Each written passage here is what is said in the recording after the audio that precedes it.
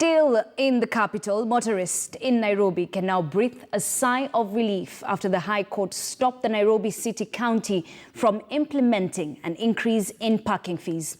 The increase, which was set to take effect today, would have doubled parking fees to 400 shillings. Our reporter Brenda Kirubo is on that bit. She spoke to motorists earlier in the day on how they're taking in these new adjustments with the county, looking to boost revenue collection.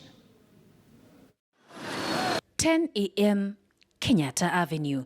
About 60 cars are usually parked here on a weekday, but today the situation was a little different. Fewer cars. Today, I was asking myself when there was a public holiday, and I only realized that yesterday it was a day where the government in the county increased the fees. Nairobi County parking attendants were busy collecting the newly introduced fees. They expected much fewer cars to be parked. With a chaotic and unreliable public transport system, a good number of Nairobi motorists prefer to drive to work to avoid the hassle of scrambling for matatus. If it is the job which is making you to drive to town and it requires a vehicle, then you'll have to come with your car. Unalipanga kila siku, lakini sasa kupata hiyo 400 imekuwa ni ngumu sana, imenishinda. Kenyatta Avenue is at the city centre and is classified in the Zone 1 area along with Kijabe, which attract the highest fees of 400 shillings per day. Motorists in Zone 2, which includes areas such as Westlands, Upper Hill, Community, Ngara and Industrial Area, will pay 200 shillings. The parking fee will be 100 shillings in all other commercial centres that are not categorised under Zone 1 and 2. We can't afford it. 400 every day. That translates to 12,000 shillings. That's somebody's salary.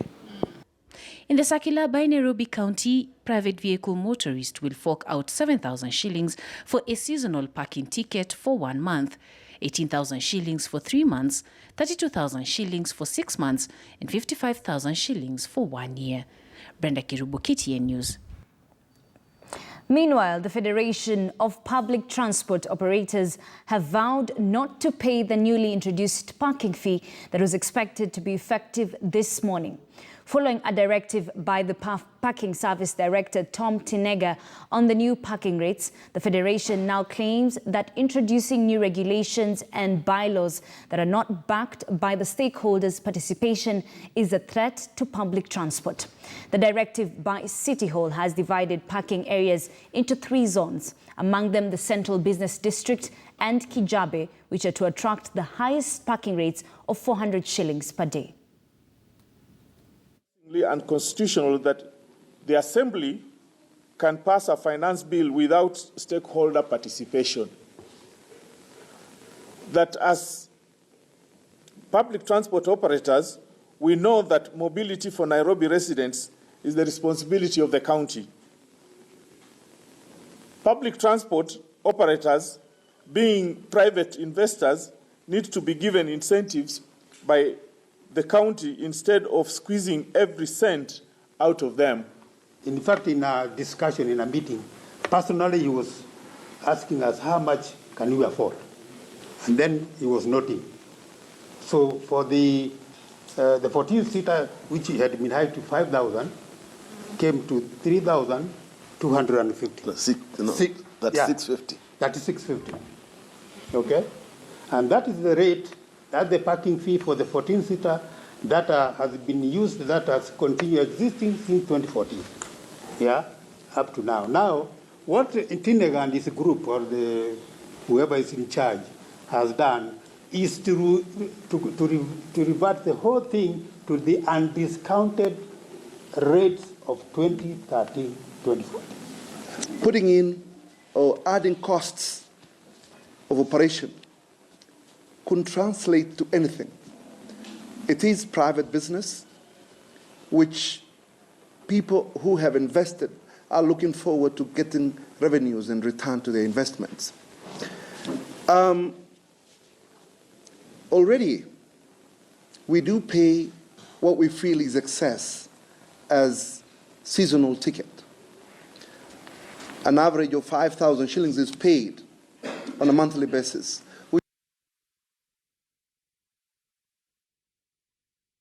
Water and Irrigation Cabinet Secretary Simon Chelugui was this morning grilled by police over 19 billion shillings stalled Itare Dam project.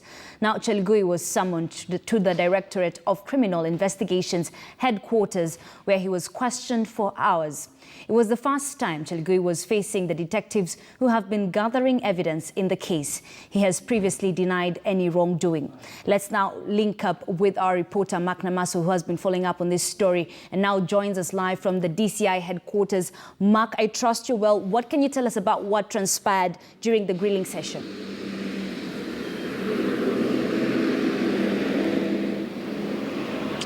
Ashley, I can confirm that the water CS is still holed up inside the DCI headquarters. It is now almost 5.5 hours since he first checked in at around 7:30 a.m. Now, we have not been able to get any further information apart from the backgrounding that we have been doing concerning the Itare Dam issue. Now, looking at what investigators have been telling us is that so far, 11.5 billion shillings have been spent on the project, and they say that looking at what is on the ground vis-a-vis what amounts have been spent, there is nothing that justifies that amount. They say that in their rating, it is about 10% of the total job that has been done. On the other hand, the Ministry of Water officials have insisted that from the 11.5 billion shillings spent so far, the completion rate of the project is about 43%. So it is the investigators versus the ministry. But so far, we have not had any further update concerning what the CS has told investigators inside here, the DCI headquarters, vis-a-vis what they want him for. But the amounts range from 28.5 billion shillings to 19 billion shillings so far concerning the Itare Dam project. Back to you. All right, we will be getting to you, of course, for more information on that once you get it. But thank you very much, Mark Namaswa, for giving us that update. Of course, Water and Irrigation Cabinet Secretary Simon Chelugui is still at the DCI headquarters being grilled over that stalled Itare Dam. 5.5 hours now. What we know so far, only 11.5 billion shillings has been spent on the project, but it is alleged that the amount does not justify work on the ground. But moving on to West POKOT, where landslide survivors are staring at a hopeless future as 15 of them were discharged from Kapenguria Referral Hospital. The survivors are worried that they have nowhere to go since their houses were swept away by the raging waters. The victims were admitted 2 weeks ago after sustaining injuries following heavy flooding in the region that claimed over 40 lives. Area Governor John Lonyangapuo said the discharged persons will live with their neighbors in the village, and others who don't have a place to stay will be accommodated in the camps. He further added that the burial arrangements are underway before a plan to relocate and reconstruct houses for the victims starts before schools open in January. Na mimi nashukuru serikali kwa sababu wametusaidia kwa huko, wameleta hiyo mwili kwa kwa mochari, wametibu watu mzuri, na mimi naona hata mahali pa kuishi, hiyo nyumba yangu yote mbili ilifunikwa na watoto walikufa ndani ya nyumba mbili, hiyo tatu. Safari ya kuresettle watu na kuishi mpaka tuwe normalcy sasa ndio imeanza. Emergencies ilitangulia, chakula, nguo ya kuvaa, malasi, blanketi, mattresses ilikuja. So we need to go to phase 2 now from next week. Baada ya kubari wale wengine, hawa wataishi wapi? Kuna mashamba yaling'olewa, mali yalikwisha, mashamba ilioshwa, kila kitu, nyumba hakuna.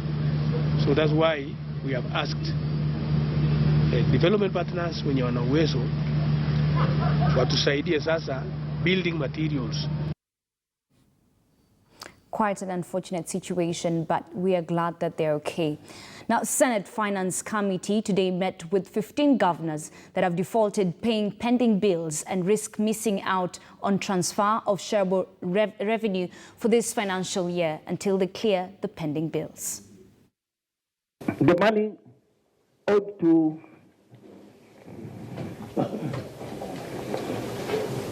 the debt which we are supposed to pay, Mr. Chair, We're supposed to remit a sum of Kenya shillings 4 billion to KRA, 470 million to NSSF, 565 million to KPLC. We had an overdraft of 800 million from Cooperative Bank. This was cleared at source. Cooperative Bank took this money contrary to the Constitution and Public Finance Management Act on source. So this is a wrong figure which is even not supposed to be there, but this 800 million is already cleared. So the total, if I may put it, statutory bills was supposed to be 8 billion. But it seems that there has been a communication breakdown, Mr. Chair, between the Treasury and various government agencies. Because if this document was communicated to KRA, KCB, and all other government agencies ambayo tuko na pesa yao, they could have factored in this document, Mr. Chair, because this is our money, the national government owes us. So I think, Mr. Chair, at this point, I will, is there anything? I will maybe raise my case there unless there is any other question that will be raised, but we have documents to table, including the High Court petition. Where is the High Court petition? We'll table the moratorium order because we are the first county to form the pending bills committee, Mr. Chair. Even before the President gave a directive, an executive directive to the counties to clear pending bills, we had made an effort of clearing these pending bills, Mr. Chair. All right, that story takes us to a short commercial break, but we still have so much in store for you here on KTN News Desk. Stay with us.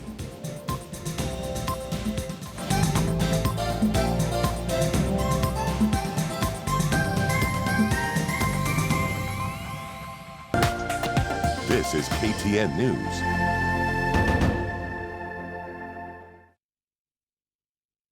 The uniqueness of Kenya's culture is best described through its diverse cultural dining experiences. Amaika Restaurant offers this unique experience in an exceptional, elegant setting. We welcome you on this exciting tour. Are you passionate about writing human interest stories? Do you ever see interesting occurrences and wish you could be given the chance to report? Well, this is the perfect chance to tell your story to the world. You Report, a citizen journalism website, brings you the Author of the Year award. The award looks to encourage online authors to submit their human interest stories, and the steps are pretty simple. Visit youreport.co.ke, click on Post Your Story, sign up, tell your human interest story, and stand a chance to win a trophy, get your article published on the Standard newspaper, Standard digital website, You Report website, and an exclusive interview on Standard digital videos. You Report, you see it, you report it. You Report is a product of Standard Digital.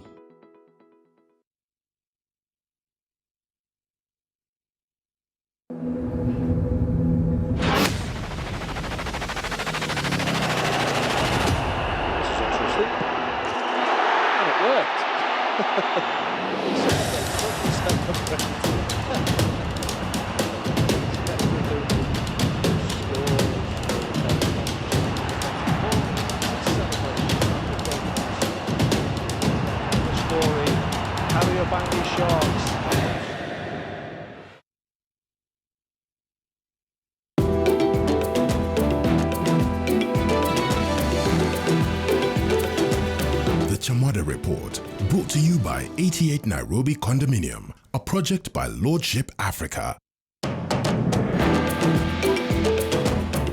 The prime office location in Nairobi City. The last 15 years, something has drastically changed.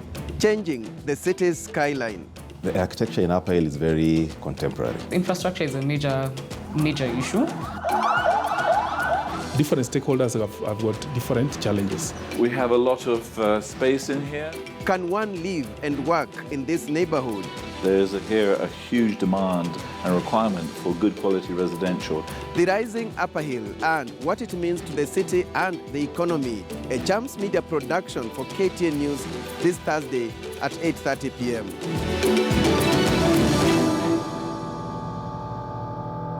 Invest in 88 Nairobi Condominium today and take advantage of our festive offer.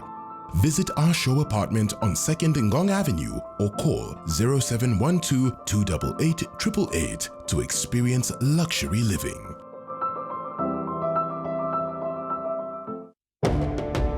As a dedicated news channel, we're mandated to deliver facts.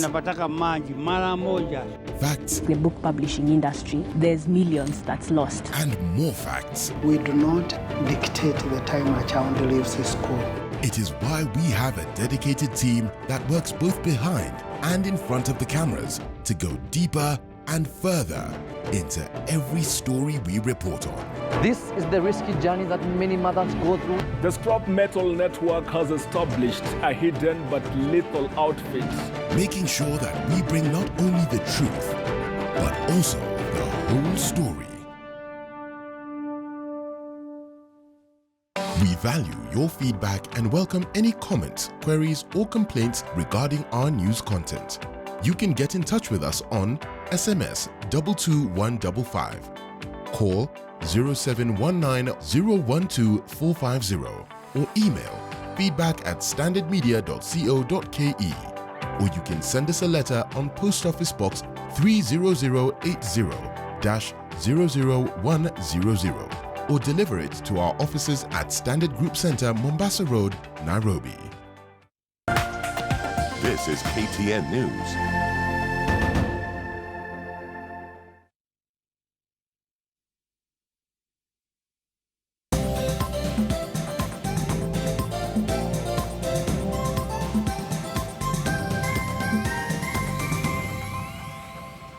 Welcome back. You're watching KTN News Desk.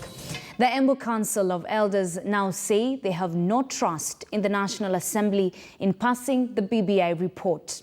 This comes barely a week after Central Kenya leaders held in Embu and attended by more than 40 elected leaders. Now, the declaration report that was read by the Embu County Speaker, Josiah Thiriku, representing the Embu County Assembly, with the former Embu Senator Lenny Kivuti, disclosing that there will be several other meetings in other Mount Kenya counties. We have deliberated today and we applaud the unity of the County Assembly and the elders as demonstrated today. And we expect to put together all the Embu community people, including religious leaders, professionals, educationists, politicians, and all persons, including women leaders. Tunaunga His Excellency the President mkono na report ya BBI na itekelezwe kama ilivyo. Pili, tumesema ya kwamba tunaunga mkono msimamo wa rais kwamba Wakenya wote wajisomee hii report na waielewe. Tatu, sisi tumesema tumekataa kabisa mapendekezo ya wabunge wa eneo la Mlima Kenya ya kwamba hii BBI report ipelekwe bungeni kujadiliwa na kupitishwa huko. Residents of Kariobangi in Nairobi are living in fear of contracting diseases. This is after a sewer line burst, releasing waste into their houses. The residents say their efforts to have the county government address the issue have been futile. Brian Otieno reports. After the burst sewage line released human waste right at their doorsteps. Others have been forced to stay indoors, unable to navigate through the corridors that have turned into a pool of sewage. Sewage inatumiza, hata wagonjwa wako hapa, wengine wako hosi, sisi inatumiza kwa ploti, hakuna venye tufanye, tusaidie serikali. Residents say sewer line bursts are a common feature every rainy season and exposes them to health hazards. Children face the greatest risk. Sasa hebu ona sasa tumewekewa ngazi, hatuwezi pita ndio tuingie, lazima tupite through hizo nini. Iko na risk juu mtoto hata jua hizo mbao zimewekwa hivyo, yeye atakuja tu na aruke na saa zingine mtu anaweza umia ama atanguke kwa hiyo maji. They have tried to seek redress from the local authorities, but their complaints have landed on deaf ears. And now they have taken matters into their own hands. With no protective gear, they risk contracting waterborne diseases. Hakuna watu kwa nyumba sahi, watu wamehama juu ya shida. Nyumba za kazi kama hii, unaona hii ni nyumba mtu anakaa na amehama, Nyumba zimehama zote hapa light industry. Hata hakuna mahali unaweza kaa. With no help in sight, residents of Kariobangi will have to contend with this situation.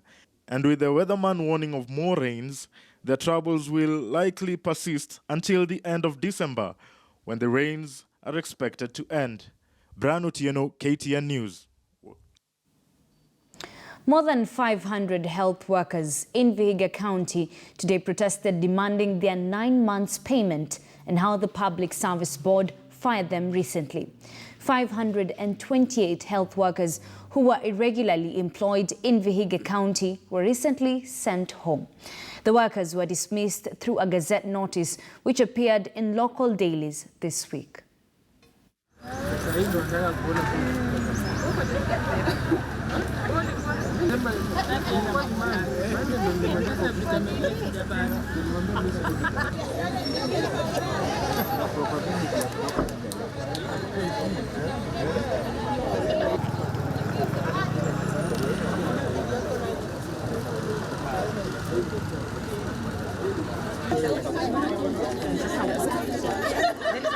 Yesterday we received a notice from the Gazette that they have nullified everything, all the 528 workers.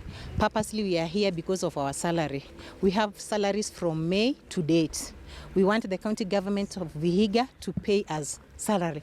Colleagues, what do you want? Salary! So again, we want our governor to respect court orders. Kama ilipitishwa tusiweze kufutwa, lakini pia county government yetu haiweza kuheshimu ile maamuzi ya koti. So kuna hiyo changamoto ambapo county government haiwezi heshimu yale maamuzi yametolewa na koti. Tu hawana hata fare kwenda kazi. Chakula imekuwa ni shida. Kuna wale ambao wana watoto ni wazazi. Kuna wale wana loans, tala, jumuiya wapi. We applied. We were shortlisted for the interviews. We did the interviews. We were deployed. We were given the arrival letters, everything. And then, what really hurts us most, we came here in June. Personally, I reported in June. That June ended. Nothing was communicated to us. July ended, we were working. August ended, we were working. September ended, we were working. All those months, where were they? Why didn't they realize all this mess up to this time? It's the time they're coming up with things, issues after issues, statements after statements, and they're not even informing us.